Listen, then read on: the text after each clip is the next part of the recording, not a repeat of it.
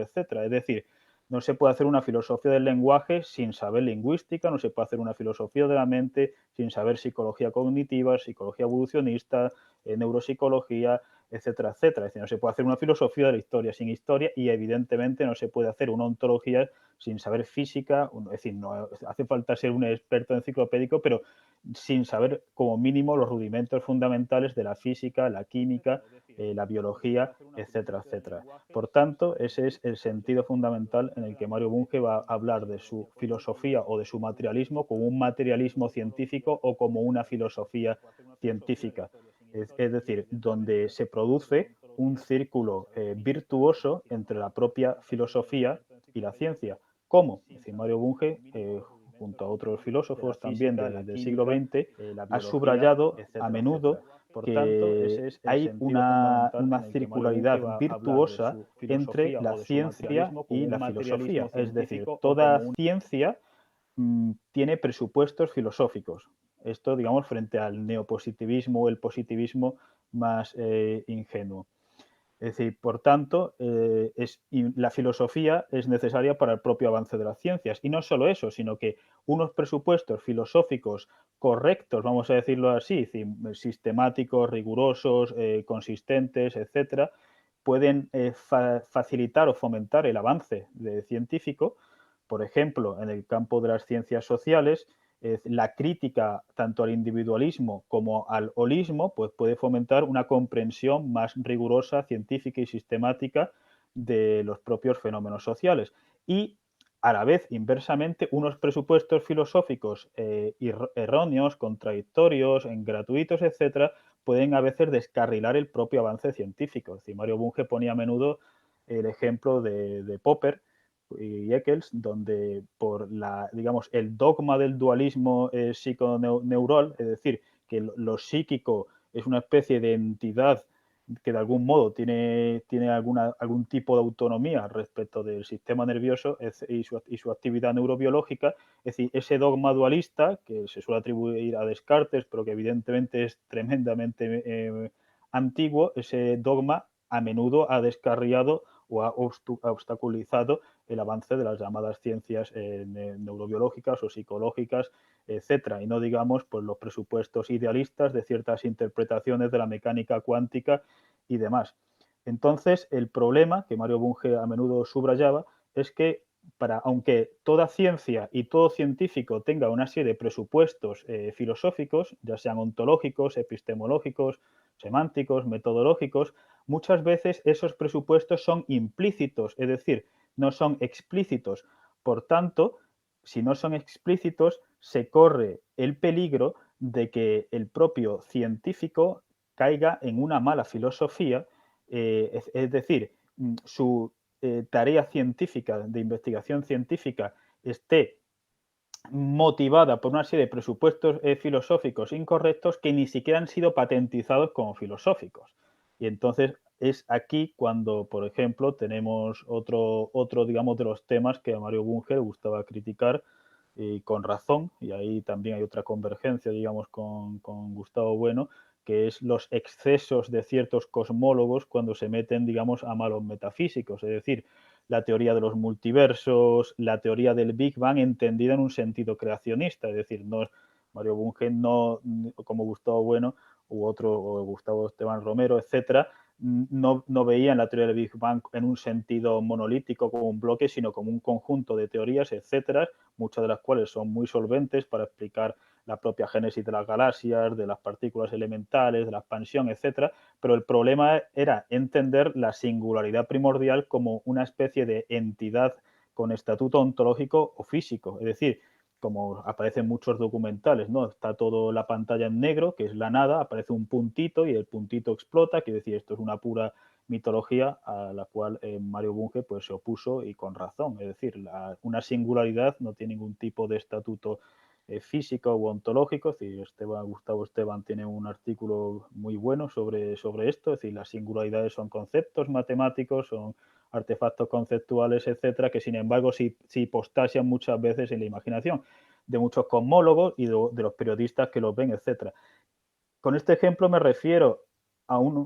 por ejemplo, cuando no se entiende que una singularidad es un concepto y es un artefacto matemático y se identifica con algo, digamos, físico o ontológico, es decir, cuando se parte de ese erróneo presupuesto filosófico, pues se puede caer en una cosmología creacionista donde el universo surge de la nada, etcétera. Por tanto, el círculo virtuoso entre la ciencia y la filosofía,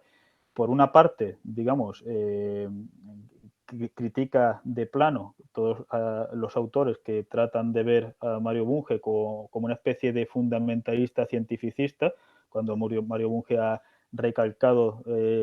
ha tenido una visión de la filosofía conservadora en el sentido de que hace falta una metafísica, una epistemología, etcétera, y por otra parte, la necesidad de vigilar la actividad, digamos, de ciertos científicos que, movidos por presupuestos filosóficos incorrectos, pues pueden llegar a vender al público general como científicos o como lo que no son sino hipótesis a veces movidas por mala filosofía o por mala metodología, etcétera, ¿no? Entonces, frente esto, digamos, frente a las relaciones entre las ciencias y la filosofía. Por otra parte, respecto a la filosofía con otros sistemas filosóficos, Bunge es muy conocido por, digamos, evaluar sistemas filosóficos y también otro, digamos, de los puntos centrales que yo creo que es muy meritorio de su filosofía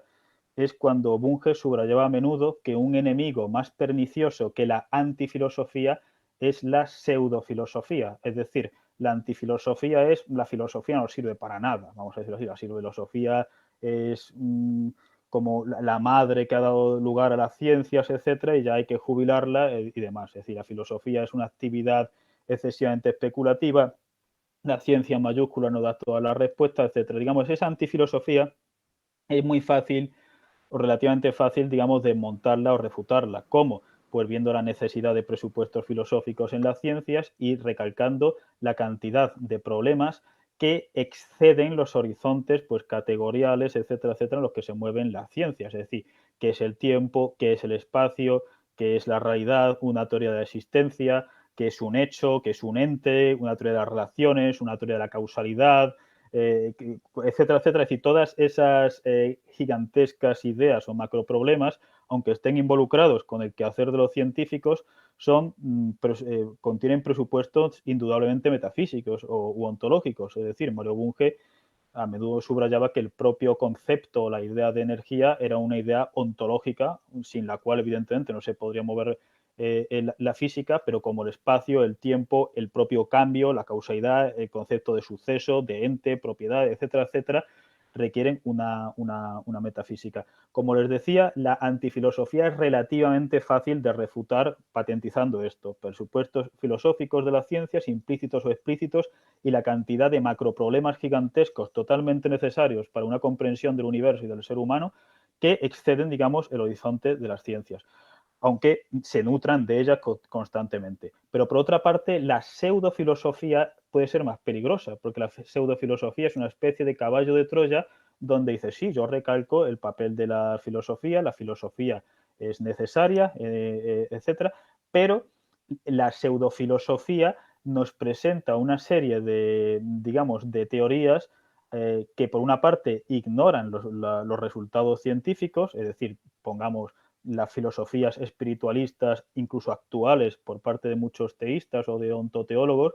que dicen que el ser humano tiene una serie de cualidades que le niegan a los animales y sin embargo pues están, digamos, ignorando toda, no ya la psicología comparada, etcétera, sino todo el desarrollo de la etología, de la neurobiología, etcétera, etcétera, o de la paleontología, es decir, están ignorando todo ese tipo de desarrollos, o cuando hablan de una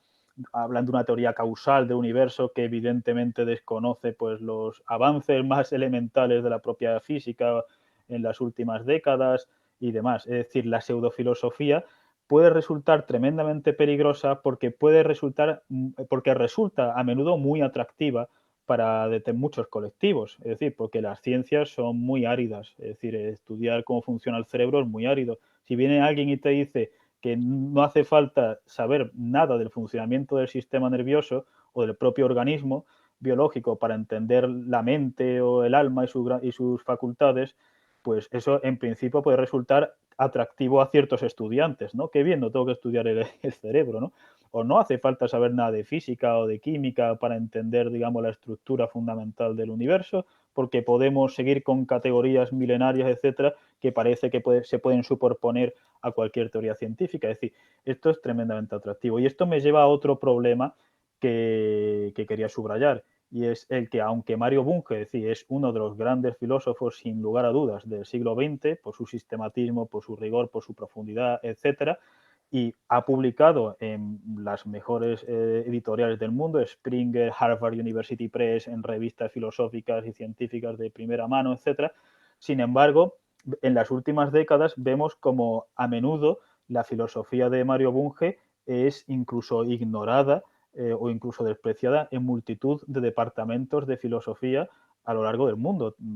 tanto en Hispanoamérica como en Europa e incluso en España, etcétera. Es decir, ¿por qué? Porque algo fundamental que también puede ayudar a entender esta situación viene dada por la llamada sociología de los intelectuales. Sociología de los intelectuales, por ejemplo, en el sentido de Patrick Baert y demás, subraya que a menudo hay un hiato o un divorcio entre la calidad intrínseca de un sistema filosófico y su impacto social. Es decir, que a menudo hay ciertas filosofías o pseudofilosofías que se vuelven tremendamente populares por una serie de mecanismos sociales y, sin embargo, hay filosofías muchísimo más rigurosas, sistemáticas, etcétera, etcétera, que son postergadas, que son ignoradas, incluso que son vistas con recelo en departamentos de filosofía. A veces ocurre la paradoja con la filosofía de Mario Bunge de que es más leída por científicos que por los propios filósofos. Es decir, porque la propia comunidad filosófica es una comunidad que se mueve, es decir, no es una comunidad global en el sentido de que hay muchas comunidades con cierta relativa independencia entre ellas, pero sí tienden, digamos, al menos la filosofía de primer nivel, a concentrarse en una serie de revistas, de congresos, de departamentos muy influyentes, etcétera. Y sin embargo, esos departamentos a veces están movidos por modas, es decir, ya sea la filosofía continental aquí, la filosofía analítica allá, el posmodernismo aquí, la deconstrucción allá, es decir, movido por ciertas modas que a menudo pues no están, digamos, presentes en los programas de doctorado o en los departamentos, etcétera, por su propia calidad filosófica, sino por una serie de mecanismos sociales y demás. Por tanto, que la filosofía de Mario Bunge no se lea o no se estudie o no se enseñe con más asiduidad en multitud de departamentos, pues es una buena prueba de hasta qué punto este tipo de mecanismos sociales de lo que estoy hablando, pues ocurre, ¿no? O es cierto. Es decir, ahora digamos que he hecho, digamos, esta panorámica totalmente general de la filosofía de Bunge, de su papel, es decir, es una filosofía materialista. ¿Y qué entendemos por materialismo? Es decir, ya hemos visto que entendemos por sistemático, en el sentido de que una teoría filosófica, aunque no esté conectada con el resto de teorías filosóficas, sí necesita basarse en otras teorías filosóficas, aunque no sean todas. Es decir, una teoría de la libertad necesita una teoría una teoría de la libertad, necesita una teoría de la causalidad, necesita una teoría de las relaciones, una teoría de la existencia, etcétera. Una teoría de la mente necesita una ontología, una epistemología, una antropología filosófica y demás.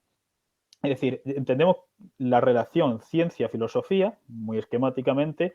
el concepto de sistema, y ahora voy a hablarles del concepto de materialismo en general y del concepto de emergencia en particular. Es decir, ¿qué entendemos por materialismo? Como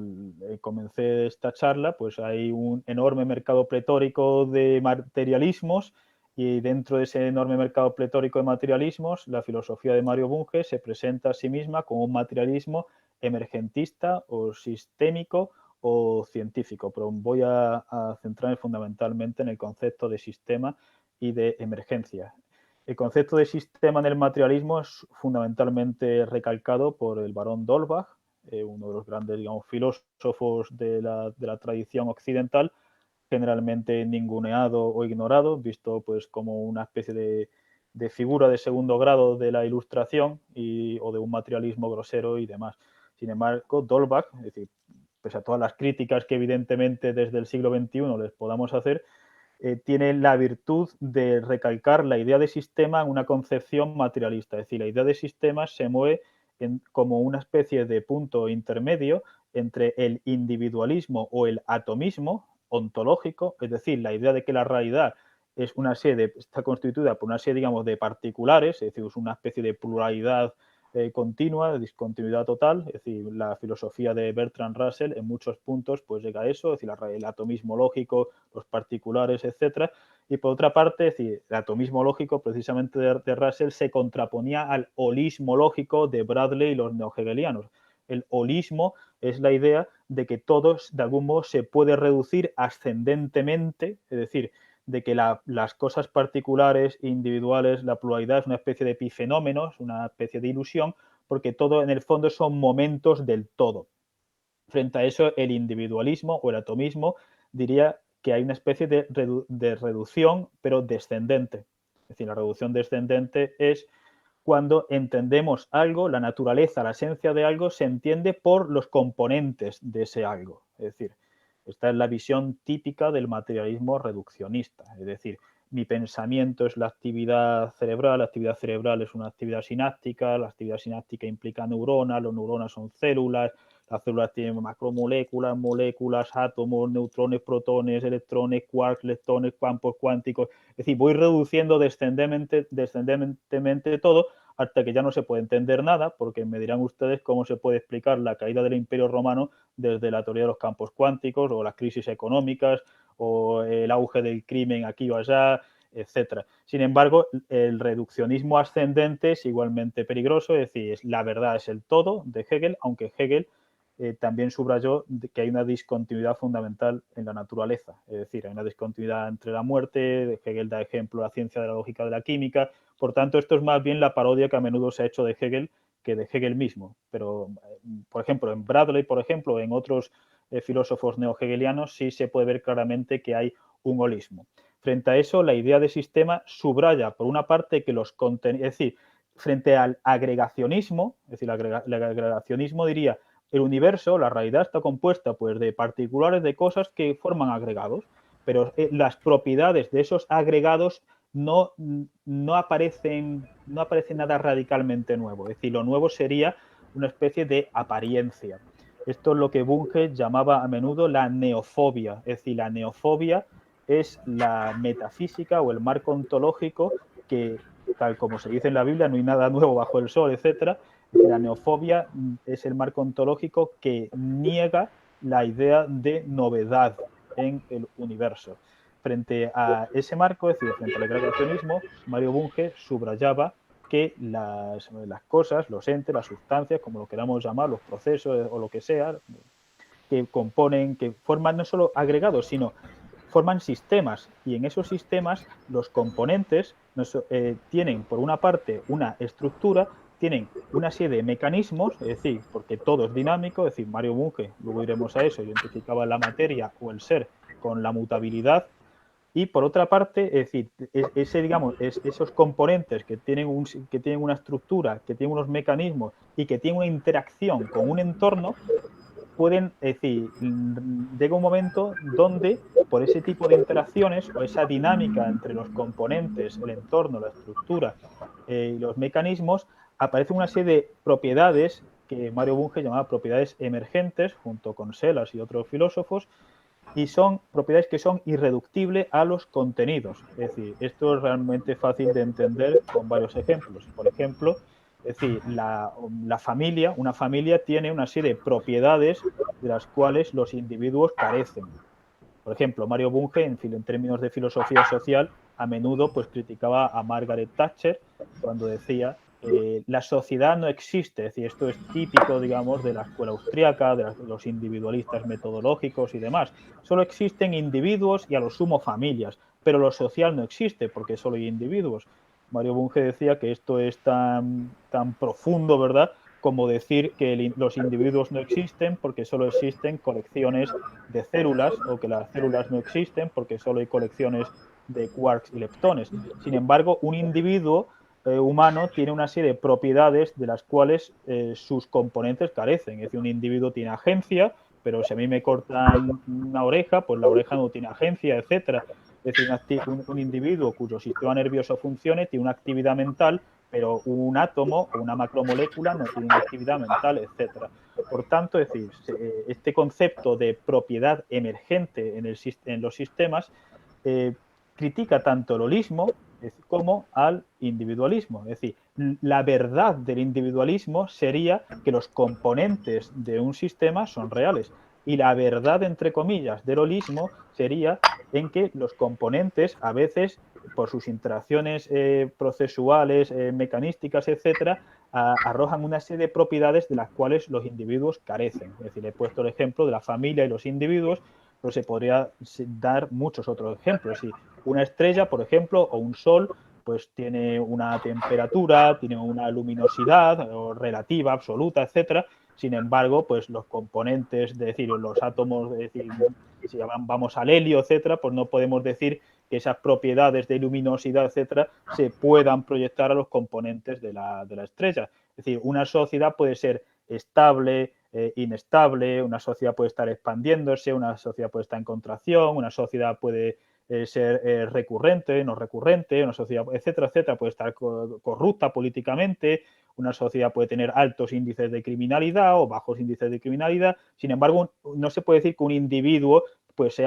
tenga esas propiedades, sea estable o no estable, etcétera, en el sentido de que se pueda predicar de una sociedad. Y lo mismo que he dado estos ejemplos de unas estrellas, pero frente a los componentes de las estrellas se pueden decir multitud de ejemplos. Es decir, para Bunge el universo está compuesto de sistemas y el propio universo es un sistema de sistemas. ¿Por qué? Porque el universo tiene una serie de propiedades, digamos, emergentes, es decir, tiene una topología, tiene una entropía, etcétera. Sin embargo, una consideración o un matiz que se podría hacer a esto es que el universo es un sistema muy sui generis, porque para Bunge los sistemas siempre tienen un entorno,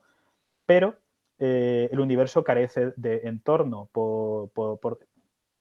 definición. También los sistemas tienen un comienzo y un final, y sin embargo nuestro universo no tiene, para una ontología materialista que niegue la creación de la nada, no tiene ningún comienzo ni ningún final. Es decir, a lo sumo se puede hablar de fases o de etapas en el universo, incluida la propia teoría del Big Bang, sin pasar por la singularidad, pues sería como mucho una de las etapas del universo, etcétera, etcétera, ¿no?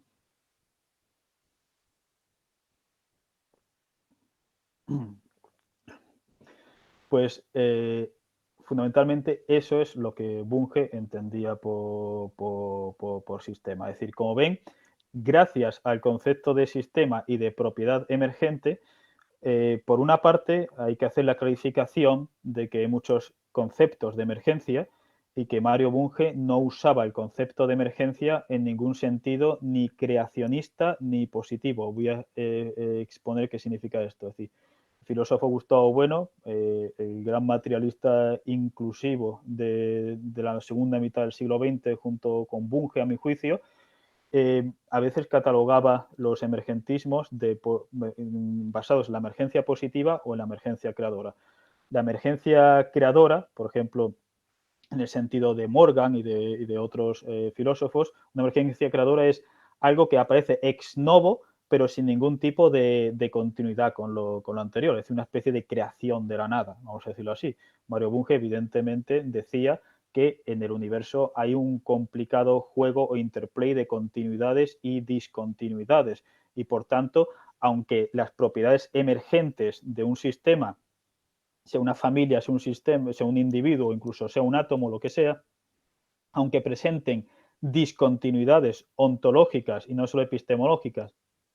respecto de sus componentes, también hay continuidades. Es decir, ni las discontinuidades son totales, son siempre parciales, ni las continuidades también son totales, son siempre parciales. Por tanto, el concepto de emergencia de Bunge no implica la emergencia creadora. Es decir, esto es una aclaración que hay que hacer. Por otra parte, tampoco implica el concepto de emergencia positiva. Una emergencia positiva es una emergencia que, yendo, digamos, a la propia etimología del concepto de emergencia, de emergere, es decir, salir del agua, lo que sale del agua ya está dentro del agua, por una parte. Es decir, la emergencia positiva sería algo que podríamos identificar pues con el preformismo ontológico, es decir, la idea de que todos los hechos de algún modo están ya embarazados de lo que van a dar lugar y, por tanto, de que en la realidad no hay nada eminentemente nuevo. Es decir, frente a estos dos límites, es decir, lo nuevo es una apariencia, porque lo nuevo de algún modo estaba ya prefigurado o preformado. Tenemos este límite, que sería la neofobia total, y por otra parte, el límite de en la realidad aparecen cosas nuevas, novedosas, en un sentido absoluto, en un sentido creador. Frente a eso, Mario Bunge subraya un concepto de emergencia que no implica ni la creación ni la neofobia. Es decir, esto es un tema fundamental que hay que subrayar. Por otra parte, otro concepto que hay que subrayar es que Mario Bunge subraya que no hay un mecanismo universal de emergencia. Es decir, el concepto de emergencia que hemos visto va aplicado o ligado a la teoría de los sistemas, tal como Bunge la entiende. Es decir, los sistemas tienen propiedades de las irreductibles, no todas, pero al menos alguna propiedad irreductible a sus componentes. Este concepto de emergencia va ligado en Bunge, de algún modo, a la crítica, no ya, digamos, a la creación de la nada, etcétera, etcétera, sino por una parte, digamos, al monismo absoluto y al pluralismo absoluto. Es decir, Mario Bunge a menudo decía, soy monista de la sustancia, pero pluralista, digamos, de las propiedades, vamos a decirlo así, en un sentido de Spinoza. Esto hay que matizarlo también mucho porque para Mario Bunge, cuando a veces decía que la única sustancia que hay es la materia, tenemos que recordar que la materia para Bunge digamos, es un concepto, es decir, la materia es inmaterial frente al universo, que es algo real, como cuando decía paradójicamente también que la realidad es irreal, porque es una especie es un conjunto, digamos, un concepto frente a una realidad ontológica. Por tanto, lo que existen son sustancias concretas o entidades concretas y esas entidades presentan continuidades y discontinuidades, como les decía. Estoy, digamos, delimitando el materialismo inclusivo de Bunge frente a otras ontologías, ya sean materialistas o no materialistas, ¿no? Por tanto, cuando Bunge decía que solo existe una sustancia, esto hay que entenderlo en un sentido muy metafórico, vamos a decirlo así, porque la propia filosofía de Bunge niega la unicidad de la sustancia, es decir, una pluralidad total, digamos, de entidades, y las discontinuidades no solo se dan, digamos, en un sentido, digamos, vertical, es decir, porque, claro, Mario Bunge, sí, hay propiedades emergentes, es decir, los procesos físicos dan lugar a compuestos químicos en determinadas ocasiones. Los compuestos químicos dan lugar a macromoléculas biológicas, las macromoléculas biológicas pueden dar lugar a seres vivientes con un sistema nervioso capaces de interacciones sociales. Esos seres vivientes son capaces de generar o de crear o de configurar morfologías artificiales. Mario Bunge va presentando una especie de escala naturae, pero cuando Mario Bunge habla de esa escala naturae, por ejemplo, entre esos niveles de emergencia,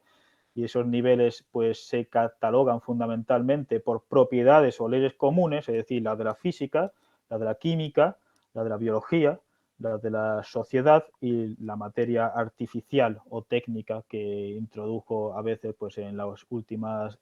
décadas. Es decir, entre esos niveles no ya hay una serie, digamos, de discontinuidad vertical, en el sentido de todo proceso, digamos, todo sistema físico, todo sistema social tiene propiedades biológicas, propiedades químicas y propiedades físicas, pero hay una discontinuidad porque las propiedades sociales no se pueden explicar en términos, digamos, de propiedades físicas o de propiedades químicas, sino que también Mario Bunge subrayaba una discontinuidad, digamos, horizontal, vamos a decirlo así, entre cada nivel de emergencia. Por tanto, a mi juicio, una de los principios fundamentales de Mario Bunge, con lo que estoy de acuerdo, es decir,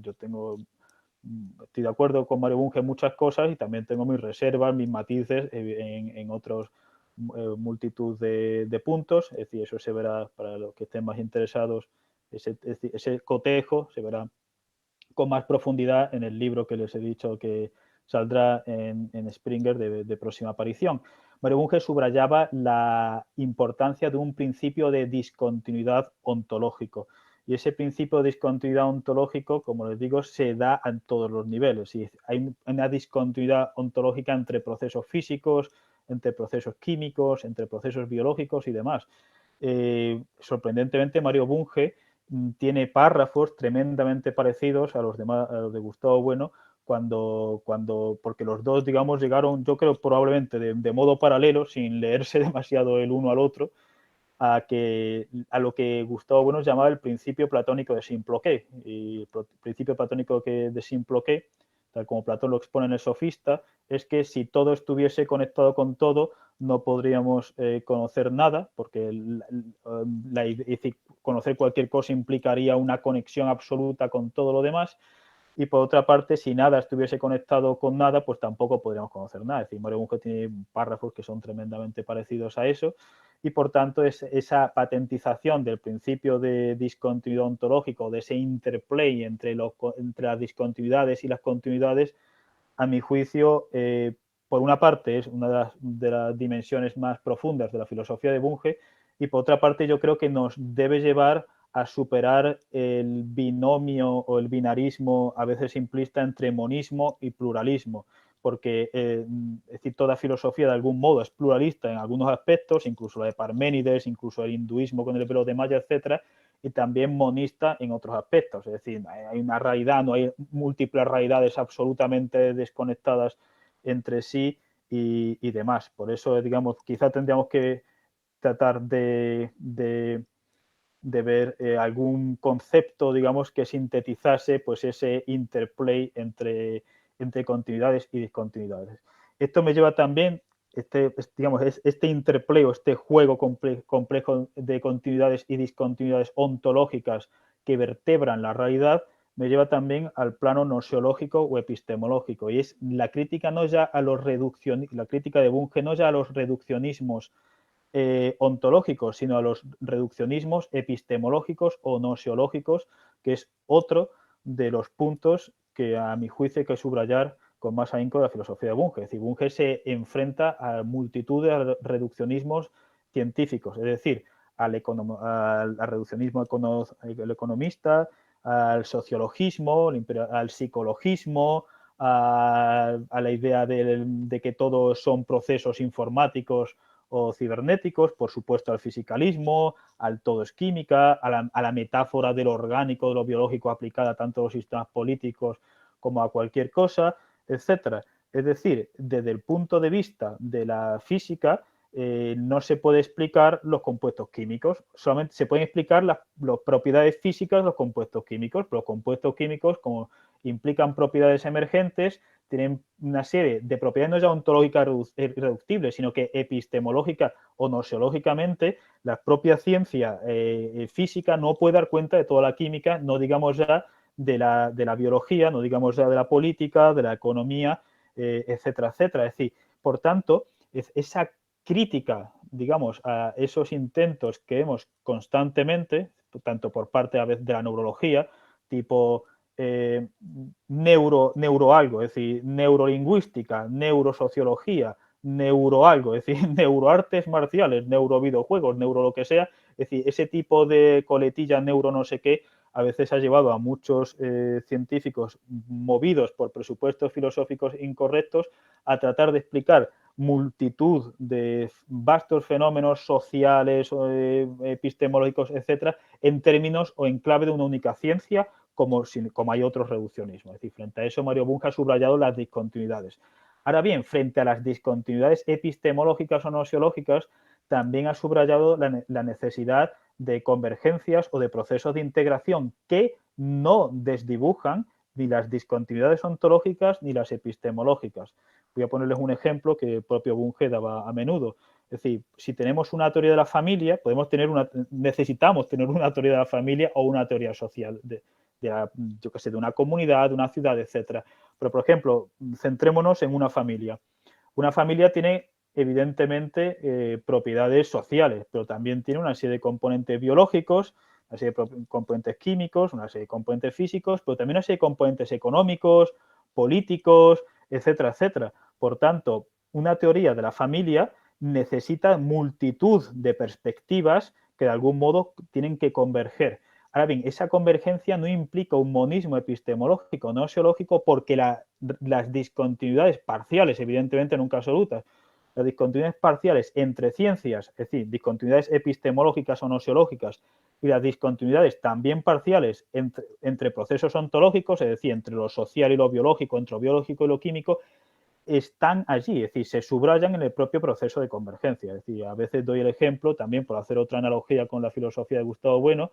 de que el pluralismo ontológico de Gustavo Bueno y de la pluralidad de categorías científicas, sin embargo, eso no nos impide tener ideas filosóficas del tiempo o ideas filosóficas de la materia o de la causalidad, aunque la idea filosófica del tiempo implique conceptos categoriales de distintas ciencias, es decir, el tiempo geológico, el tiempo físico, el tiempo psicológico, etcétera, y haya discontinuidades parciales entre las distintas ciencias, sin embargo, podemos tener una idea de tiempo, es decir, una cierta convergencia o unión que, de algún modo,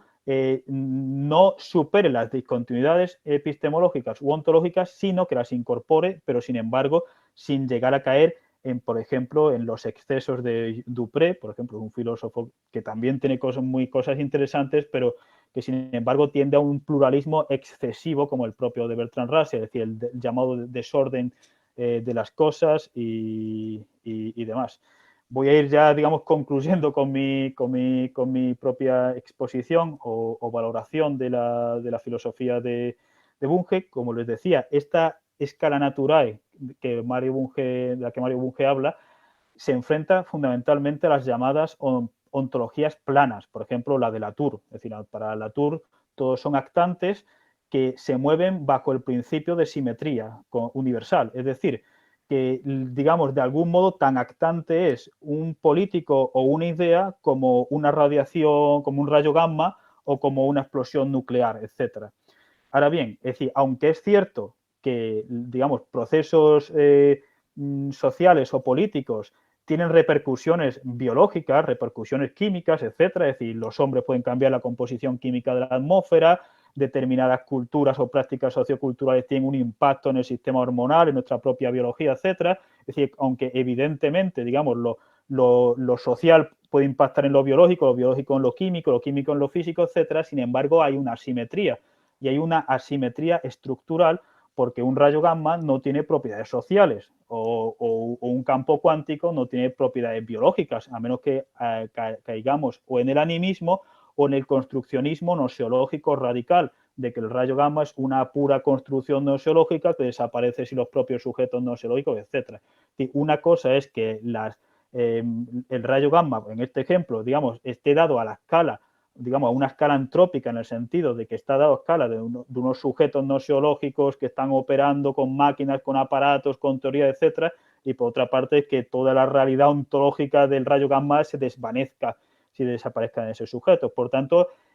esa, digamos, escala de la que Mario Bunge habla no es una escala en un sentido ni teológico, ni pseudoteológico, ni neoplatónico, ni pseudo-neoplatónico, porque todo, digamos, todo tan real es un sistema social como un sistema físico, o tan real es un sistema biológico como un sistema químico. Es decir, no hay cosas más reales que otras dentro de la materia. Es decir, la materia se identifica con la mutabilidad y la mutabilidad fundamentalmente con la energía como la propiedad, es decir, la energía no es una cosa, Mario Bunge critica el energetismo, la energía es la propiedad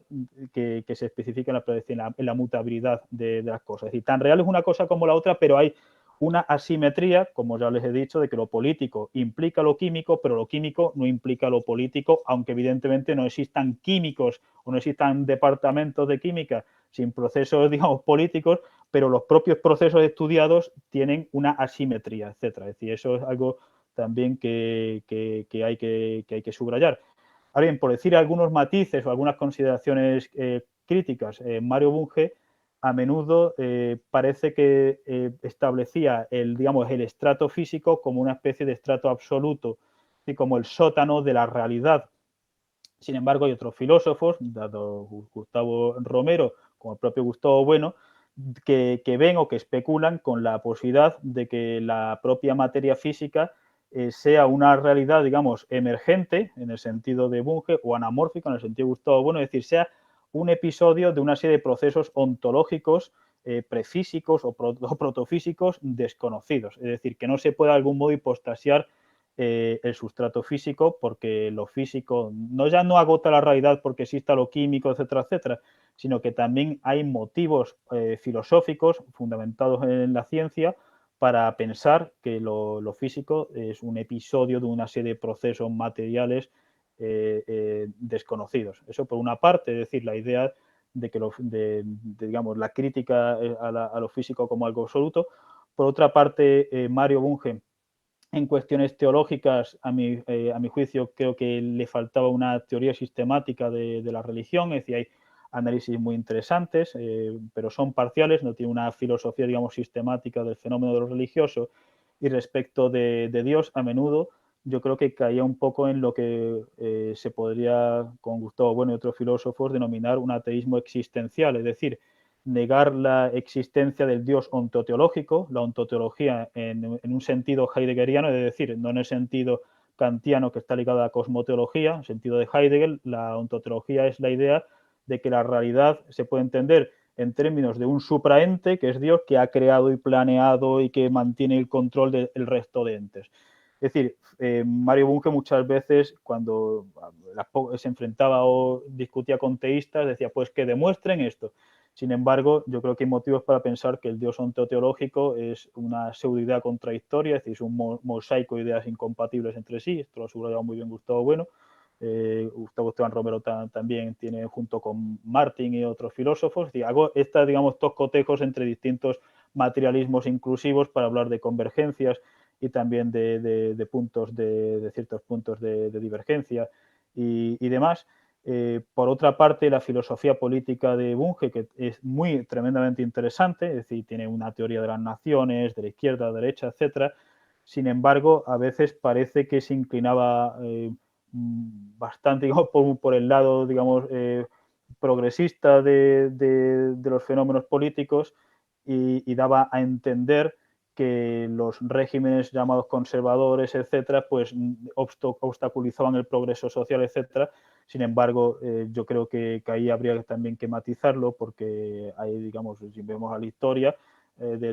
simplemente del siglo XX, a veces llamados regímenes conservadores o llamados regímenes demócratas o llamados regímenes progresistas, etcétera. Es decir, a veces los principales indicadores sociales de esperanza de vida, de criminalidad, de términos de pobreza absoluta y relativa, de índice de drogadicción, de familia desestructurada, a veces van mejor con unos, a veces van mejor con otros. Yo no creo que se pueda hablar de un patrón universal, porque,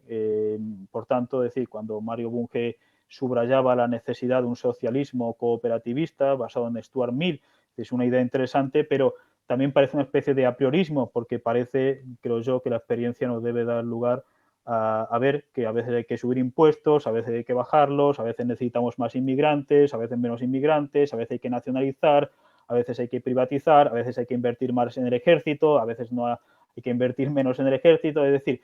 que,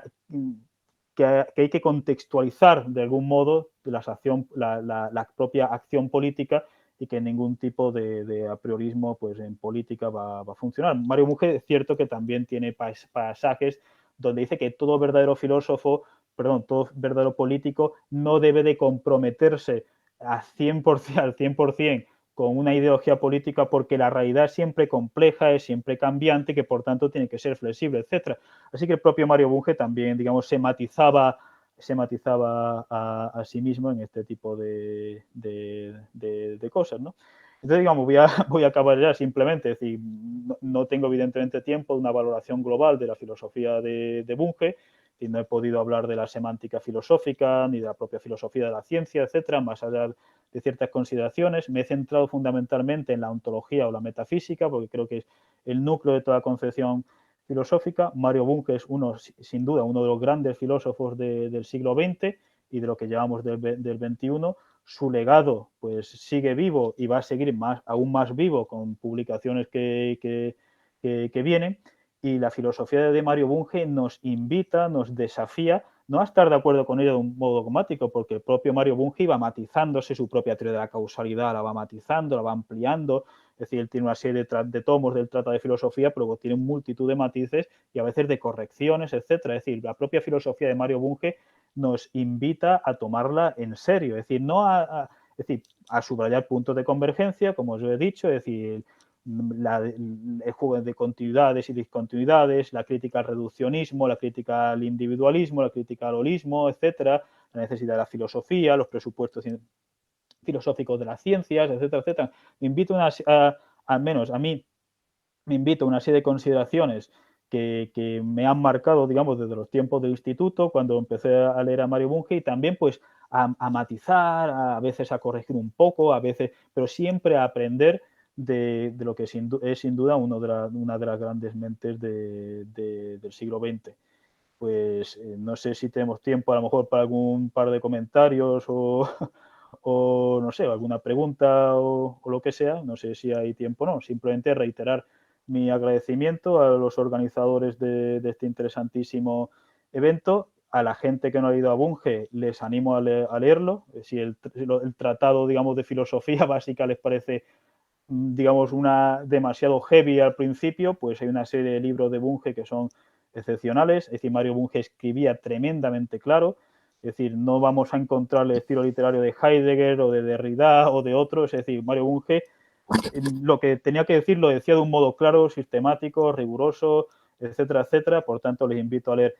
por ejemplo, A Mente y Materia, A la caza de la realidad, Emergencia y Convergencia, etcétera, y que ustedes saquen sus propias conclusiones, si tienen que matizarlo, lo matizan, si piensan que hay que corregirlo aquí o allá, pero verán como hay multitud de puntos de convergencia, si están, digamos, familiarizados con la literatura científica actual, en multitud de campos y que hay, digamos, multitud de partes de la filosofía de Mario Bunge que son, digamos, verdaderas en un sentido en absoluto relativista ni escéptico, sino verdaderas en un sentido eminentemente filosófico y crítico, no dogmático.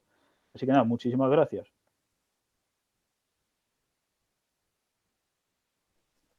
Excelente, doctor Perejara, estuvo muy buena la charla y por supuesto que hay tiempo de preguntas.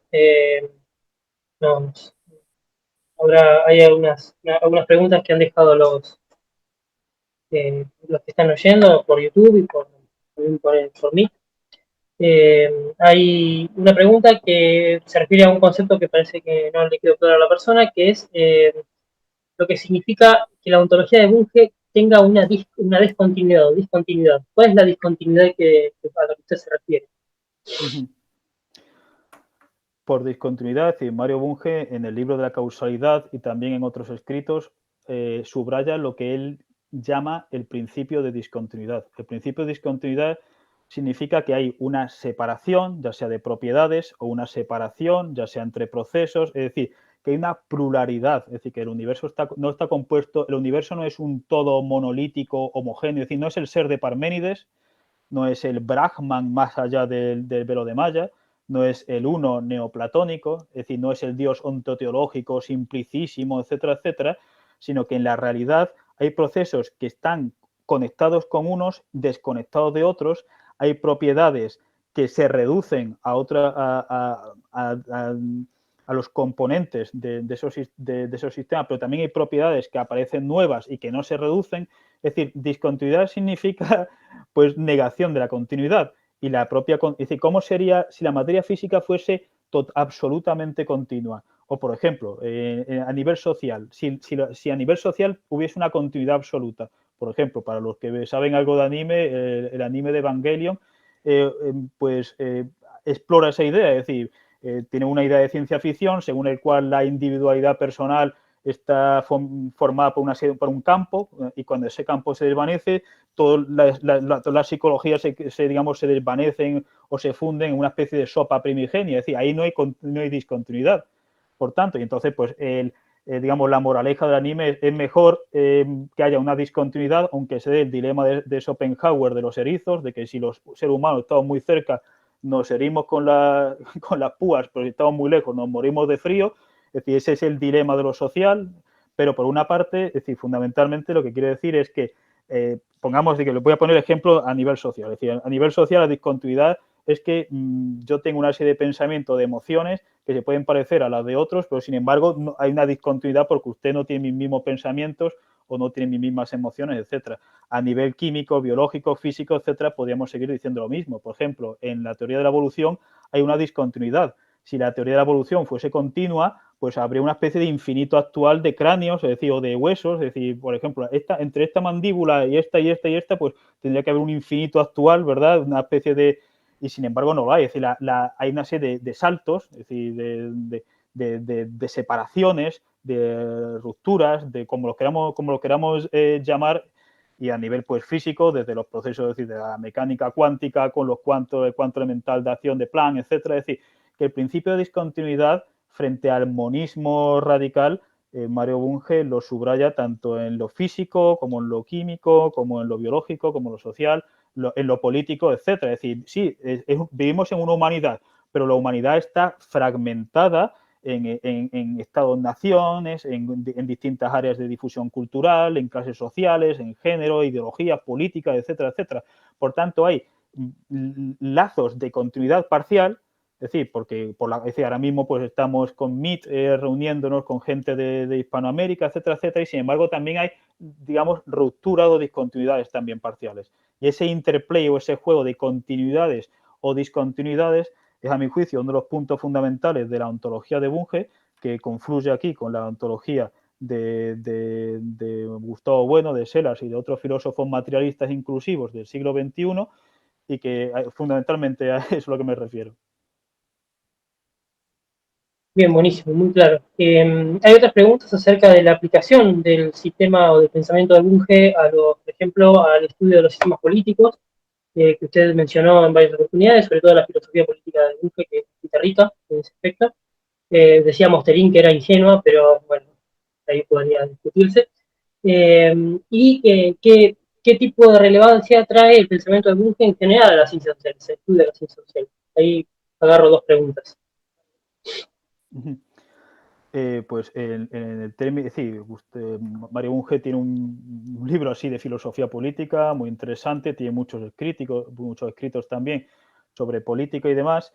Yo creo decir, lo fundamental de Mario Bunge en teoría política es su crítica, es decir, la aplicación de la teoría de los sistemas al mundo de la política y, por tanto, la crítica al individualismo político y al holismo político. Es decir, los sistemas, por ejemplo, Mario Bunge siempre decía, los derechos tienen que estar equilibrados con los deberes, ¿no? ¿Por qué? Porque si una sociedad que solo recalque los derechos está basada en un entendimiento individualista o atomístico socialmente de la sociedad. Y lo social es una especie de epifenómeno y lo que existen son los individuos que tienen que recalcar los derechos. Ahora bien, una sociedad que esté basada en un presupuesto holista, es decir, por ejemplo, cuando los nazis decían tú eres nada, el pueblo alemán es todo, que es, digamos, la contrafigura de Margaret Thatcher o de von Mises o de Hayek, etcétera, cuando dicen que solo existe el individuo y las congregaciones de individuos o aglomeraciones de individuos pues son epifenómenos porque lo verdaderamente real es el individuo, la idea de tú eres nada, solamente el pueblo alemán es todo, pero que también eso digamos, la ha hecho Estados Unidos, aquí lo ha hecho todo el mundo, todos los grandes imperios de algún modo han tirado de la metafísica holística sobre todo en periodos de guerras y demás, para legitimar sacrificios individuales, grupales y demás. Es decir, una teoría política basada en el holismo pues recalca sobre todo los deberes y por tanto el autoritarismo, la tiranía, etcétera, etcétera. Sí, entonces aquí vemos cómo la propia teoría de los sistemas, que es una teoría ontológica que se aplica tanto de los átomos, a los átomos, la molécula, la familia, en teoría política tiene un avance fundamental. Por otra parte, la idea de que la materia, es decir, de que la ontología, ese on o ese ontos en griego, el ser, se identifica con la mutabilidad, yo creo que nos lleva a la idea de que un político no debe de relajarse de algún modo porque el mundo siempre está arrojando nuevos problemas, es decir, hay desarrollos tecnológicos, cambios demográficos, cambios sociales, económicos, etcétera, es decir, no cabe una filosofía política perennis, por eso, digamos, yo quería antes matizar la idea de Mario Bunge de que debíamos abrazar un socialismo cooperativista. Él ponía el ejemplo del Grupo Mondragón, etcétera. Es decir, a veces las cooperativas funcionan, pero a veces no tienen por qué funcionar, porque la realidad, precisamente, yo hacía este matiz a Mario Bunge basándome en la propia ontología de Mario Bunge, es decir, en el pluralismo semidiscontinuista y en el principio de mutabilidad, de que tenemos que adaptarnos a nuevas situaciones, a nuevos. Es decir, acá hay multitud de ejemplos históricos de que un país, las políticas que valen en un contexto determinado, al final de la Segunda Guerra Mundial, pueden resultar desastrosas en el siglo XXI y recíprocamente. Y eso fundamentalmente. Por otra parte, la segunda pregunta sobre la teoría social, también, es decir, la crítica de nuevo al individualismo, la crítica al holismo, subrayar el enfoque es sistémico, la crítica, por ejemplo, la crítica a las sociologías de la ciencia excesivamente constructivistas, de tipo Latour, etcétera, Fleck y demás, es decir, reivindicar a gente pues como Parsons o como Merton, etcétera, que es decir, Mario Bunge siempre en filosofía social, política, antropología filosófica, incluso cuando no se estaba de acuerdo con él, como les decía, invita a pensar en macroproblemas filosófico-políticos, macroproblemas sociopolíticos, etcétera, y vemos cómo las partes del sistema están encajadas, es decir, cómo la teoría de los sistemas se aplica a los teorías políticos, cómo la crítica al holismo se aplica a la sociedad y a la sociología de la ciencia, etcétera. Bien, me hizo muy claro. Hay una pregunta sobre libros, digamos, ¿qué libro de Bunge podría recomendar sobre ese tema? Sobre el tema de que las neuronas, por ejemplo, el estudio de las neurociencias, digamos, no alcanzarían para explicar lo social o lo psicológico. En ese sentido podría volverse a traer a colación el tema de las discontinuidades, pero bueno, esa es una de las preguntas. Y después, si la idea de discontinuidad, estoy reformulando la pregunta en realidad, cómo se relacionaría con el tema el tema de los niveles ontológicos? Porque pareciera que como que no hay relación entre niveles ontológicos por el tema de la discontinuidad. ¿Cómo se podría saldar esas dos cuestiones? Perfecto. Voy a empezar, digamos, por la última pregunta y me voy llegando a la primera. Sobre las discontinuidades, es decir, siempre hay que subrayar que las discontinuidades ontológicas son parciales, es decir, que hay, como les decía, un interplay o un juego, digamos, entre continuidades y discontinuidades. Ejemplo, cuando me refería a que el concepto de emergencia de Bunge no es el concepto de Morgan o de Alexander de una emergencia creadora, vamos a decirlo así, una emergencia ex nihilo, que como en el teísmo es lo más claro. Toda emergencia, es decir, toda emergencia implica una discontinuidad en el sentido de que hay propiedades que son nuevas y que son irreductibles. Es decir, un ser viviente tiene una serie de propiedades, sobre todo si tiene un sistema nervioso y sobre todo si tiene un sistema nervioso centralizado por el proceso de cefalización, concentración de neuronas, etcétera, etcétera. Es decir, un viviente que tiene un sistema nervioso central muy complejo tiene una serie de propiedades de agencia e interacción con el medio ambiente de los cuales los átomos, por ejemplo, carecen. Ahora bien, ese viviente está compuesto, es decir, un viviente está compuesto de compuestos químicos, los compuestos químicos están formados por procesos físicos, etcétera. Por tanto, hay continuidades y discontinuidades, y son parciales, por tanto, si son siempre la discontinuidad absoluta sería un caos, es decir, el mundo sería imposible. La discontinuidad absoluta es lo que propone el espiritualismo, por ejemplo, es decir, el primer Descartes, no el Descartes de los tratados, porque el Descartes de los tratados está casi prefigurando a la metría, etcétera. Sí, por eso no los publicó, pero el Descartes del cogito, ese cogito como una sustancia inmaterial, etcétera, etcétera, hay una discontinuidad entre el psiquismo y el cuerpo orgánico que es ininteligible. Por tanto, es decir, en el ejemplo de Bunge, aunque la actividad del cerebro, la actividad emergente sea irreductible a las sinapsis entendidas en un sentido electroquímico, de la bomba sodio-potasio, de lo que sea, es decir, esa actividad emergente no existe sin los componentes electroquímicos. Por ejemplo, es decir, andar es una actividad de las piernas, pero si no hay piernas no ando. O la digestión es una actividad del estómago, etcétera. Entonces, en ese sentido, es decir, los niveles presentan discontinuidades parciales y continuidades parciales. Sin las continuidades parciales caeríamos en el espiritualismo o en el platonismo, es decir, que los artefactos conceptuales de algún modo existen aunque los sujetos humanos desapareciesen. Ese no es el caso, evidentemente. Pero ahora bien, si no se subrayasen discontinuidades parciales, entonces podríamos explicar desde la teoría de campos cuánticos la caída del Imperio Romano o lo que sea, o el principio fundamental de la aritmética, y sin embargo no podemos. ¿Por qué? Porque una serie de discontinuidades, es decir, de propiedades emergentes y demás. Lo del cerebro pues está muy relacionado con eso. Es decir, cuando Bunge decía, yo soy un monista, digamos, la hipótesis psiconeural, etcétera, hay que entender que Bunge identificaba la actividad mental, es decir, la mente no es una entidad, es una actividad, un conjunto de actividades, mejor, es decir, vamos a decirlo así, porque hay de nuevo un principio de discontinuidad en el psiquismo, es decir, no hay procesos inconscientes, hay procesos, es decir, y no digamos ya es una persona se le corta el callo encefálico, es una persona, etcétera, es decir, que hay una discontinuidad parcial entre los procesos psíquicos, pero la cuestión es que cuando Bunge identificaba la actividad mental con la actividad cerebral, esa actividad cerebral no está entendida en un sentido electroquímico de nuevo, sino en un sentido neurobiológico que incorpora las propiedades emergentes que se identifica con los qualia. Es decir, esa identificación no se hace en absoluto en el sentido del reduccionismo. Y, por ejemplo, Bunge, en Mente y Materia y otros libros, dice, aquí vemos, por ejemplo, los colores en el sentido de los qualia, es decir, los colores organolépticos o fenomenológicos, tienen una serie de propiedades muy divergentes de los colores entendidos en el sentido de frecuencias, de ondas electromagnéticas, etcétera. Es decir, Bunge siempre subrayó la realidad de los qualia. Lo que negaba era que los qualia tuviesen la menor existencia al margen de la actividad cerebral, evidentemente. Por otra parte, la cuestión de la relación entre la sociología, lo social y demás, pues es tremendamente interesante. Bunge tiene varios escritos. Uno de sus libros que es más interesante sobre este tema es Las relaciones entre la sociología y la filosofía. Ahí se puede ver cómo Bunge aplica la teoría de los sistemas y, por tanto, la crítica al individualismo y al holismo a la propia sociología, tanto de Durkheim como Parsons, Popper, etcétera. Es un libro muy, muy interesante. Bien, y vamos con unas últimas preguntas. Están muy interesados, al parecer, por el estudio histórico.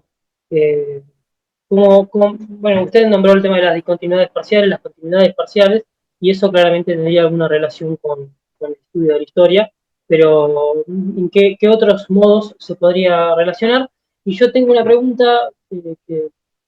que se me ocurrió durante la ponencia, que es si usted calificaría a la ontología de Marx, al menos, como un holismo, o a los marxistas, en la ontología pregonada por los marxistas, como un holismo autoritario, como el que mencionaba hacia el final de la ponencia. Eso es muy interesante. Voy a empezar por Marx. La ontología de Marx fundamentalmente se la proporciona a Engels en la dialéctica de la naturaleza y otros escritos, de Anti-Dugin y demás. Y la ontología de Engels subraya un principio de discontinuidad por los saltos cualitativos, es decir, el pasar de la cantidad a la cualidad, que es algo que Engels toma explícitamente de la ciencia de la lógica. Por eso cuando les hablaba del holismo y ponía el ejemplo de la verdad es el todo, ¿verdad? Wahrheit, bla, bla, bla, de Hegel, también subrayaba de que a muchas veces tendemos a parodiar a Hegel porque Hegel en la ciencia de la lógica subraya, critica el principio de que la naturaleza no da saltos. Es decir, el principio de la naturaleza no da saltos es que hay una continuidad completa entre todos y todo es gradual, vamos a decirlo así. Pero Hegel dice que hay una discontinuidad ontológica, por ejemplo, en el fenómeno de la muerte. Es decir, Hegel es espiritualista, idealista, pero niega la inmortalidad personal. Es decir, aquí, cuando una persona se muere, hay una discontinuidad completa. Pero Hegel también da ejemplos de discontinuidades ontológicas basadas en los conocimientos químicos de su época o la interpretación de Hegel de la química. Y Engels, y por tanto Marx, vamos a decirlo así, cuando Hegel habla de los saltos de la dialéctica entre la cantidad y la cualidad. Por ejemplo, es decir, si una aldea crece mucho, pues es una ciudad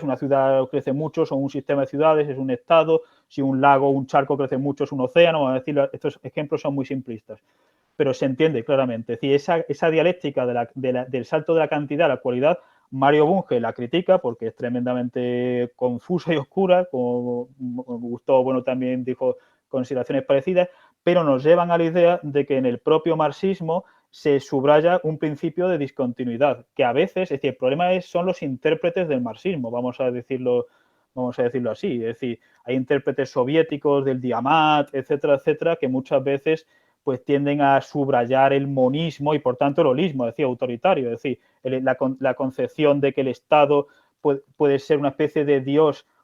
secularizado, porque el Estado puede ser omnisciente y omnipotente, etcétera. Esa es una idea, evidentemente, que el pluralismo semidiscontinuista o el pluralismo semidiscontinuista de Bunge, pues entraría en completa contradicción. Sin embargo, yo creo que también a esa idea holística Y monista también se podría, digamos, tirar a la dialéctica de la naturaleza de Engels, que pese a, digamos, las simplezas, que es decir, yo no estoy aquí haciendo una apología de Engels, pese a todas las simplezas que pueda tener ese libro, sí subraya de que en la realidad hay una serie de discontinuidades estructurales, es decir, que no son fenoménicas o aparienciales, sino que son reales. Perfecto, doctor. Bueno, después otras preguntas no hay ya, así que nada, le agradezco mucho, la verdad la ponencia estuvo excelente y me esclareció muchas cosas que por ahí cuando lee por primera vez no entiende. Así que bueno, muchísimas gracias por la Gracias a ponencia. ustedes. Pues gracias a ustedes. Hasta luego.